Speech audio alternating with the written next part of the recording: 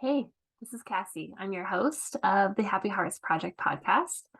I'm a life and relationship coach, and I have my master's in clinical mental health counseling, and I am trained by the Institute for Life Coach Training. I founded the Happy Hearts Project because I believe that our health and wellness is dependent on our relationship wellness. And so I help people create happy and healthy hearts and to feel less anxious in relationship by focusing on relationship wellness. I'm glad you're here. This podcast, I talk about boundaries. And I feel like boundaries are a pretty hot topic. I think a lot of people think that they know what boundaries are and how to implement them. And so in this podcast, I go into some more of the nuances of what does it actually mean to implement a boundary? What kinds of tolerance do we have to have for the discomfort of setting a boundary?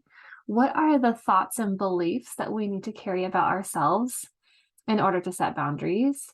I talk about some of the grief involved in boundaries. I even talk a little bit about how, for a long time, I utilize boundaries to be more of a manipulation tactic to get the type of behavior that I wanted from other people, and how I've grown and healed from that and created beautiful, wonderful connections with other people by, instead of focusing on them and what they're doing, transitioning back to myself, focusing on me and what am I doing and how am I contributing to the outcomes that I don't desire.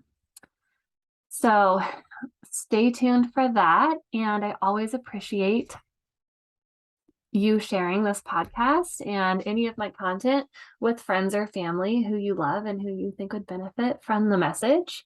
That is my goal. That is why I wake up and come sit at this desk every day, is because I believe that these are the tools. This is the education and knowledge that is going to change the world. I believe that we heal the collective by healing ourselves as individuals, and this is the work. So if you believe that too, and if you want to be part of the solution, please share this information so that together we can change the world and we can create happier and healthy hearts through relationship wellness. Yeah, so this is my podcast. Stay tuned for the next message on boundaries. It was just kind of a late night thought dump that I brought into this space. But I think there's a really powerful message here. So I'm deciding to kind of share this more raw version of myself. And I hope you appreciate it. This is something I've been thinking about and building my awareness around for a long time. And Terri, who is an amazing psychotherapist, and she has a podcast here on whatever platform you're listening to. I'm sure you can find the Terri Cole Show. She is like the master of boundaries. She wrote the book called Boundary Boss.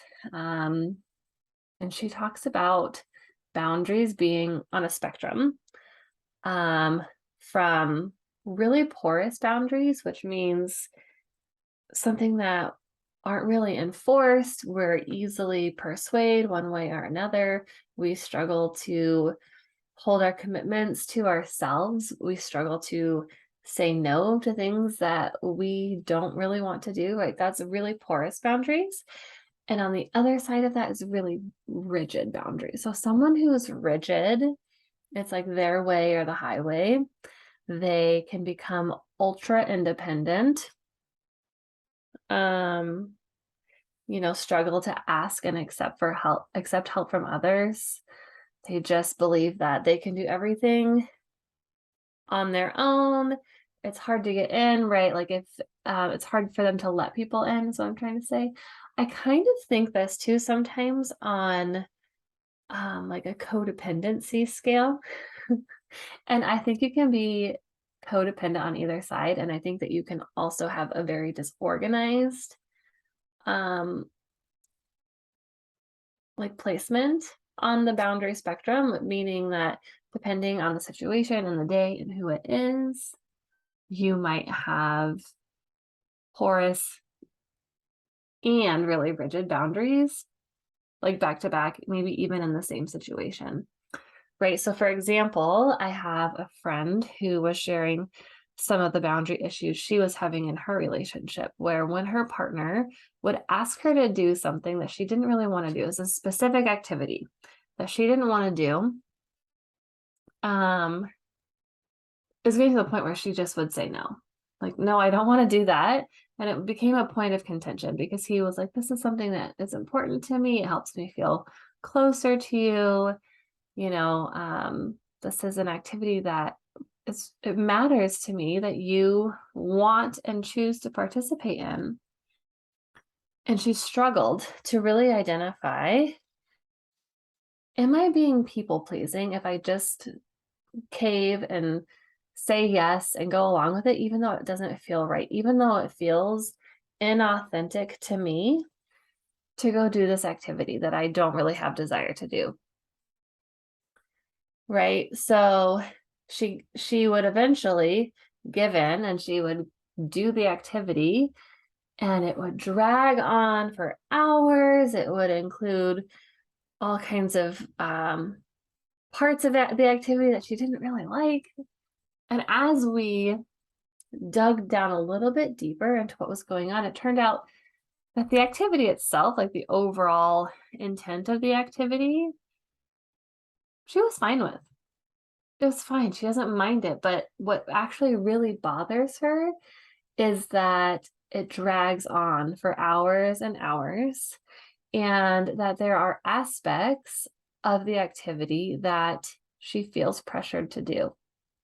That honestly, she could choose not to partake in, right? She could still be present for the event. She could still be present to engage with her partner and with the other people involved. But there were parts of the experience that she didn't want to do, that she felt pressured to do. So she went from having this really rigid boundary of no, absolutely not, right? Until she felt really bad and realized that she wanted to create the connection with her partner that he was asking for. So then she would go from the really porous side, or the really rigid side, to the porous side, where she would just go all in, right? After I've said yes, there is no saying no. There is no setting a boundary. And so we talked about what it would look like for her to meet in the middle of that. And to be in the middle of the boundary spectrum, it's considered more flexible boundaries. So this would be more flexible example for her, which is that she would agree to do this activity up to a specific amount of time, right? Like, okay, we can do this, but only once a month. And I can really only participate for 4 hours. And if you want to stay, I'm just going to call a ride and go home. And I need you to be okay with that. And there are things that happen at this activity that I don't want to do. So I will not be engaged in those parts of the activity. Right? But she's showing up in the way that her partner is asking her to. She's engaging with the activity that he wants that makes him feel more connected to her. But then she's setting boundaries that make that experience more enjoyable, more tolerable, and that still create the outcome of having deepened connection and experience with their partner, right? That is an example of flexible boundaries. And so I want to talk a little bit more about the barriers to connection that make it hard to stay flexible in our boundaries. And I mentioned that being accountable to our feelings, that is one of the building blocks to connection. But the opposite of that is misplacing blame for our feelings. That is the barrier to connection, is misplacing blame. And I think that this can happen in boundaries because when we have poor boundaries, it's really hard to tell where you end and the other person begins. When we have really porous boundaries, we become really involved in the experience of the other person. And sometimes, like, that's appropriate, right? If it's our children, if it's our partner, if it's a specific event that we want to show appreciation towards someone else, right? We might kind of anticipate the needs of others. We might put them first in that scenario if it's someone who's really important and who we are developing a safe and caring relationship where there's a lot of reciprocity of this type of dynamic, like that's fine. But it gets really porous when we're doing that kind of thing for people we hardly know. Like, think about it. Are there ever times where you feel responsible for someone else's experience and they're not even in like your top tier realm of like, these are the most important people to me, right? Maybe this is like your partner, your children, some of your nuclear family, a best friend, right? Like they're your top pyramid people. And then from there, you have like good friends, old friends, a more extended family, like friends that feel like family kind of in that realm. And then beyond that, it's like people from our past, acquaintances, coworkers, and then beyond that, it's like people who we know but don't really have a relationship with, and then beyond that, it's people who we don't like and we don't trust, right? And how many of you, myself included, have ever found yourself having really porous boundaries for people, even in like that lowest tier, where you're like, I don't trust this person. I don't think they would show up for me this way, right? I don't really think I like them, but I want them to like me so that I'll feel better about myself. And I want them to feel really comfortable in my presence because if they're uncomfortable, I'm going to allow it to mean something about me, right? That's when we're having really porous boundaries because we are not taking accountability for our feelings, which is the third building block to connection. So you'll see how these like all tie in, but part of having flexible boundaries is recognizing what am I responsible for and how I feel, and what is this other person responsible and what they're feeling, right? So that's when I think we become really codependent and porous in our boundaries, is when we're not taking accountability for our own feelings. We are looking to the people around us to make us feel a certain way, even if maybe they're not super important people in our lives. So that's an example of really porous boundaries. And I think more on like the codependent side of how boundaries affect our relationships with others. On that other side, that more rigid side, I think that's where a lot of judgment lies too. Where a lot of judgment lies. And I think also still again, like misplacing blame for our feelings. So judgment is the first barrier to connection. And I think that, I mean, honestly, judgment can lie on either side. If I'm thinking about it, judgment could be causing us to become more porous if we overstep everyone because we think we know what's best for them, because we judge them and we don't trust them to make good decisions for themselves. So we do for them and we convince them, and we spend a lot of time trying to teach them how they should be behaving, right? Like there's a lot of judgment in that. But I think it also lies on the rigid side when we believe that no one is available to us, that we can't trust people, that it's not safe to connect, it's not safe to depend on someone else, right? That's a more rigid side. But I think we can become rigid when we're not accountable for our feelings too. Because when we are so tied up in how we think other people make us feel, it's because we don't have a tolerance to be present with our feelings for ourselves. When we are so overwhelmed with the anticipation of grief, we're going to have really rigid boundaries. When we are so convinced that no one is ever going to show up for us the way that we want to, be shown up for, the way no one could ever show up for us the way that we would want them to, we're going to keep them out, right? We're going to keep them out.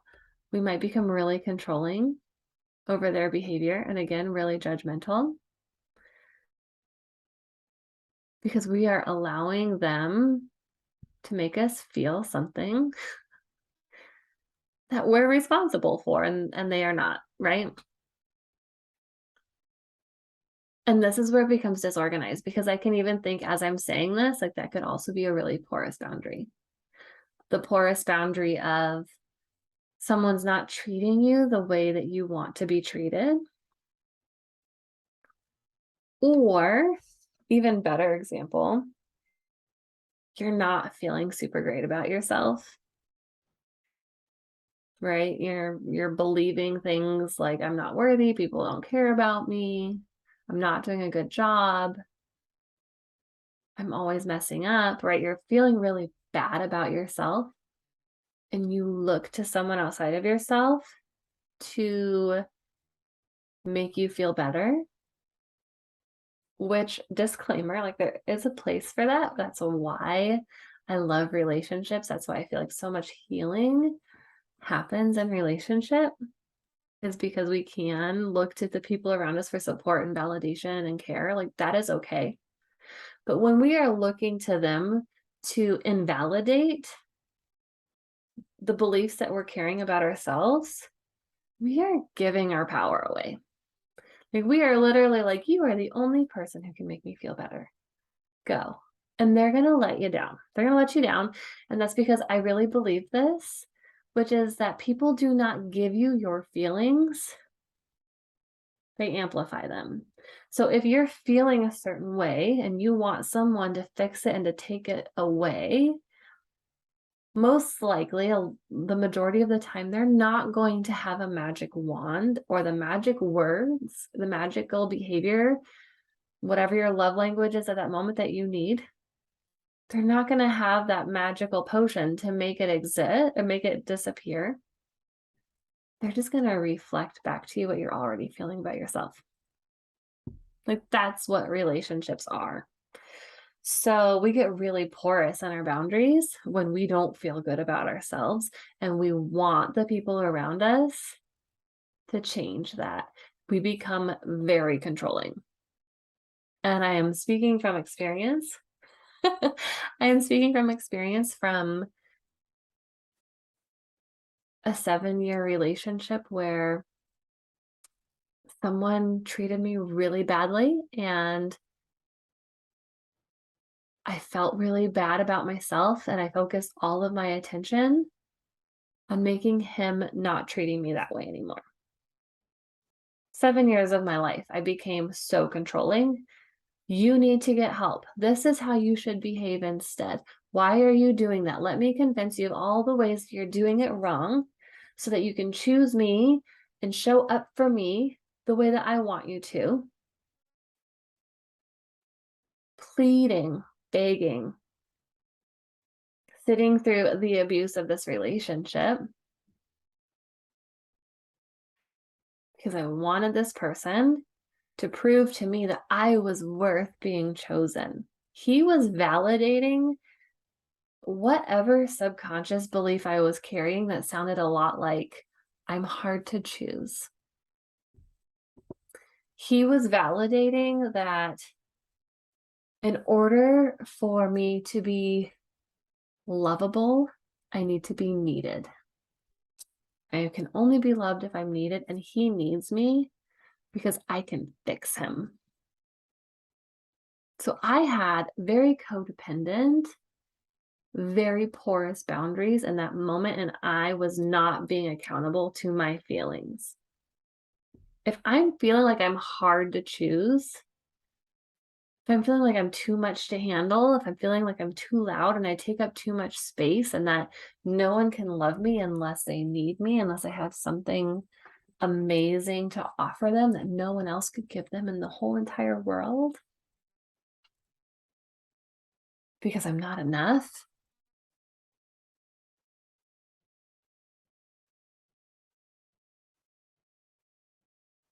he's not going to be there to drag me out of that. He is going to reflect that back to me, right? I was very controlling in how I wanted him to behave instead. And then what was interesting is when I found myself in a healthy and stable relationship, I became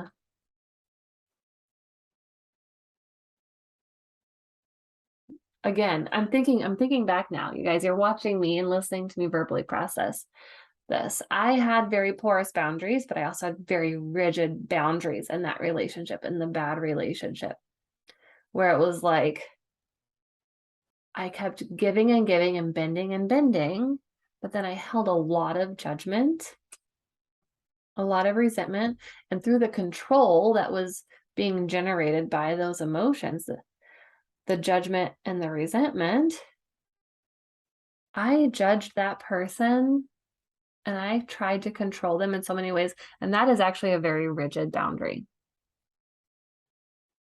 So I'm being porous. I'm being porous at the same time that I'm being really rigid by being super controlling.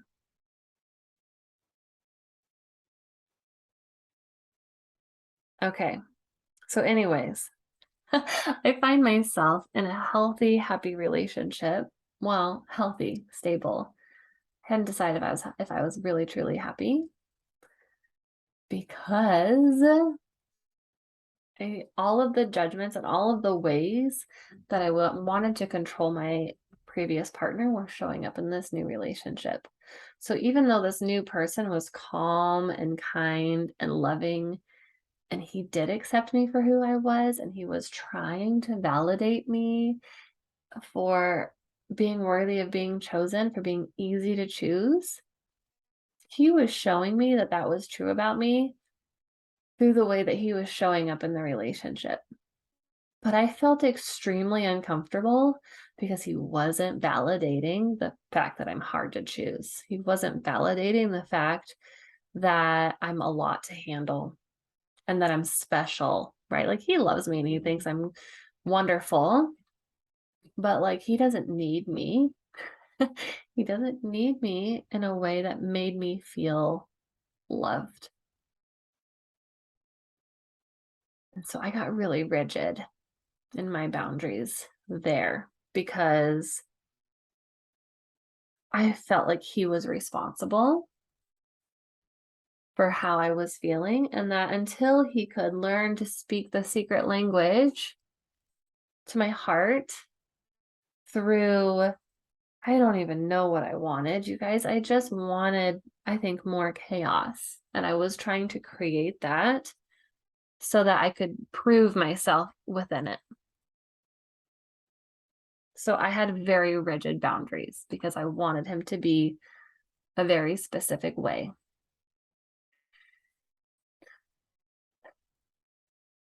And honestly, the best thing I ever did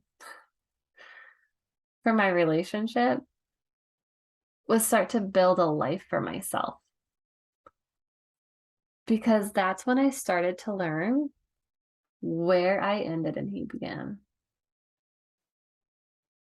I started to live a life for myself that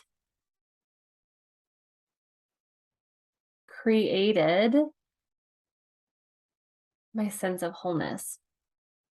I created a life for myself that validated and reinforced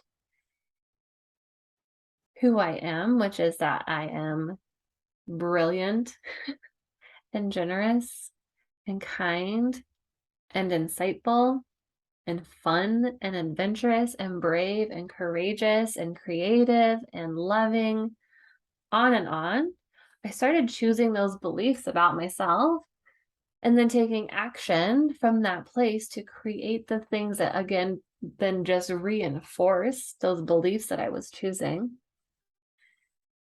And as a result, I've created a life for myself outside of my relationship that includes a passionate career and amazing, like insanely good relationships with other people and really good food and exercise and time in nature and traveling. I started to enjoy my own company. I started to allow myself to do the things that lit me up. And I began to realize that I don't need anyone else to make me feel anything that I desire, right? And at the same time,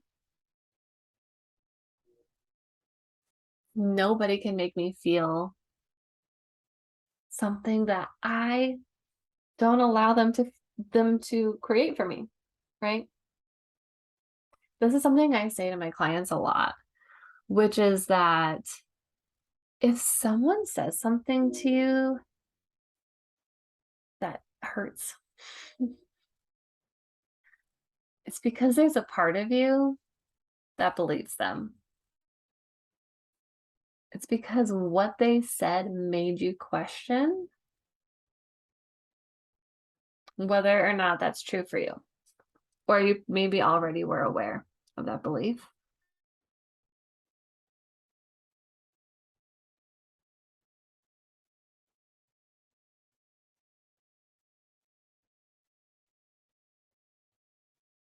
Sorry, I'm just thinking.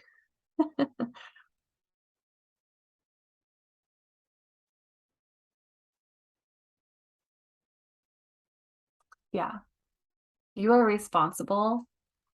You are accountable to your feelings because when someone says something that hurts, that's a message to you. There's a part of you that believes them. And that's something that you need to feel and you need to see yourself through and to recognize that that feeling is yours and not theirs. They did not give you that emotion. They did not give you that emotion. Anyways. Yes, creating a life and becoming accountable to my feelings is how I became flexible in my boundaries. Because I became so sure of myself and because I chose the things that I want to believe about myself. And this is how I became unshakable. This is how I became less reactive. Is because I let you own your belief about me. And if it's not a belief that would feel good to experience, I don't allow myself to take it on unless it's something that I think might be true for me. Right?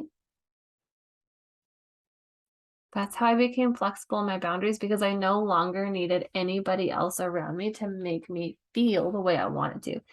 Let me tell you what, I have amazing relationships, both between my partner and my platonic and familial relationships, that the amazing feelings that I have myself are enriched. They are amplified by the people I choose to engage with.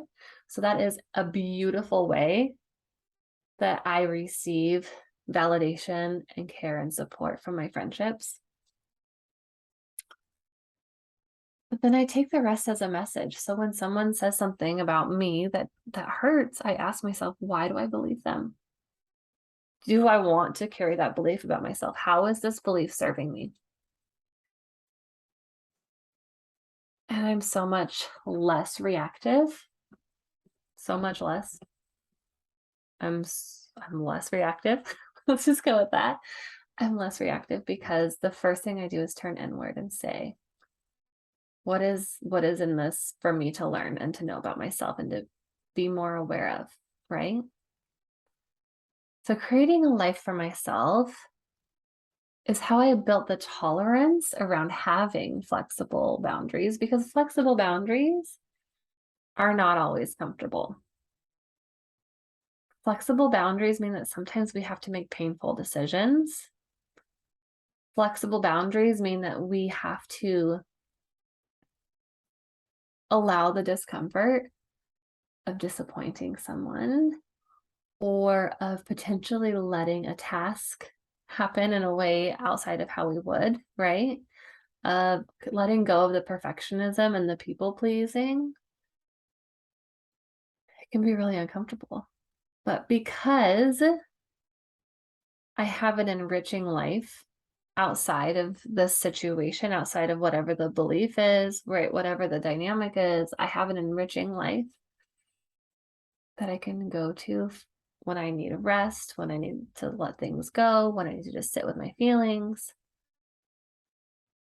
I've created space and time for all of those things already, and I'm already taking care of myself. And so I can have flexible boundaries more easily now than I could have 4 years ago.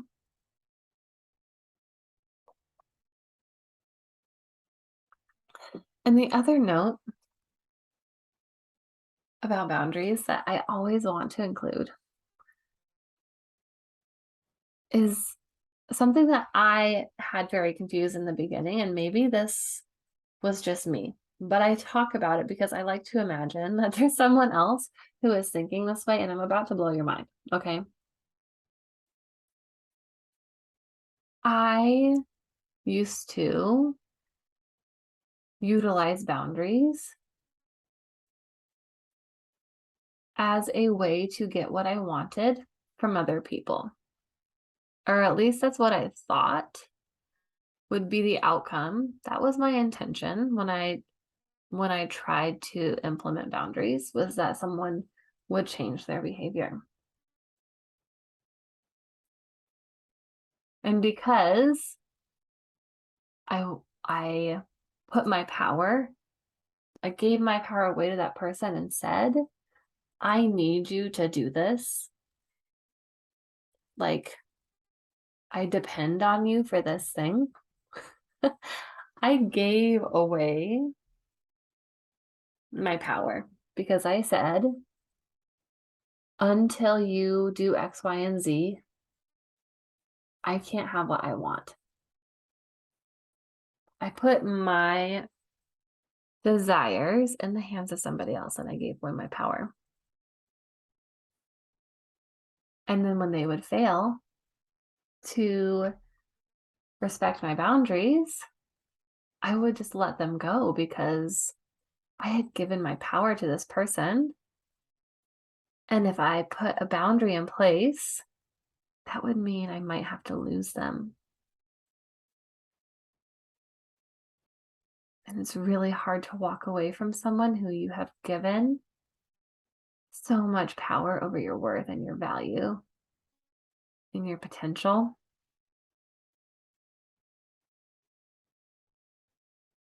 So, for example, in my previous marriage,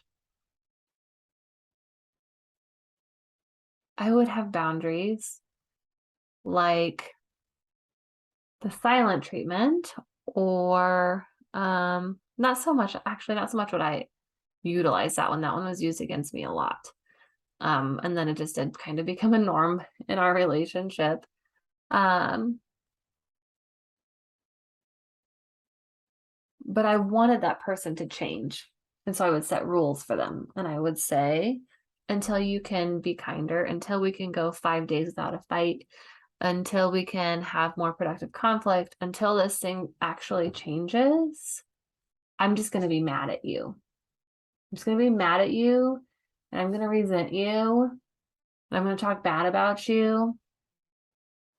And I'm going to continue to point out to you that you're not doing the thing that I want you to do in order to make me feel better. Because I'm just asking, I want you to change. Right? So all of that was me handing my power over, handing my power over, handing my power over. And then one day I realized that boundaries aren't really about what they're doing. Boundaries are about how we are going to respond to it for ourselves. Boundaries are an opportunity for the other person to learn how they can access us, what they can expect from us, right? For people who are available for productive and caring relationships, that is how they will perceive a boundary, right? But when we are in relationship with people who do not respect our boundaries and they continue to steamroll us,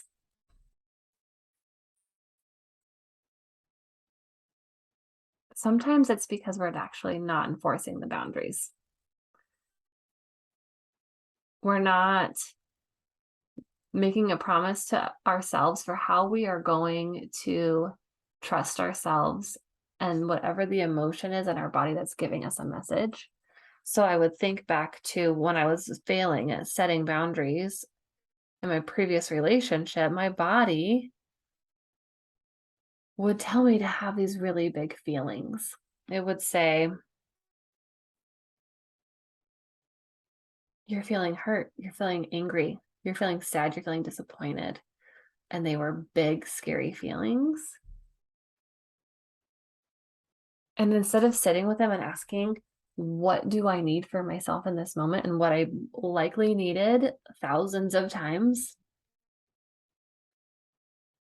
was to make a new choice, was to pick a new environment, was to prioritize my peace and my emotional and mental well-being by separating myself from a person who is actively going out of his way to harm me.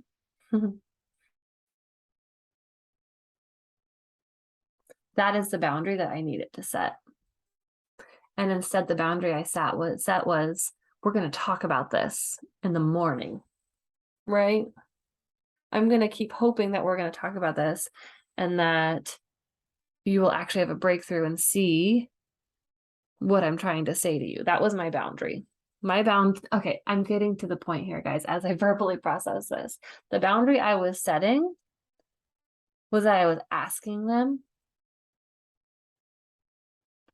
to understand and to take accountability for what was going on. But there was no change that I was making, right? The boundary just was, I'm going to make you miserable by pushing and prying and pushing and prying into this topic until I feel like I get an answer from you that I want. That was how I set a boundary. Instead of just prioritizing myself and not choosing to convince that person and not choosing to drag them along with me,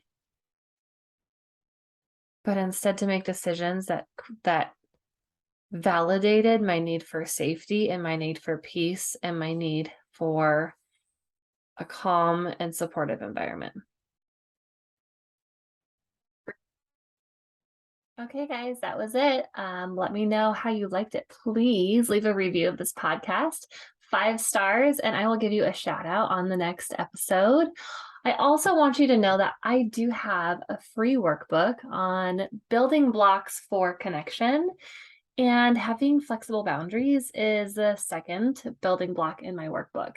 So I encourage you to get your hands on a digital copy. It is available through my email list. So if you go to my link tree at my Instagram, which is at Cassie Zeep Coaching, you can sign up for my email list. And the first email that you get will be my workbook, Building Blocks for Connection. All right, guys, hope you subscribe so that you get notified when the next podcast becomes available. And don't hesitate to reach out and say hi. I'll see you guys out in the Instagram world or right back here real soon.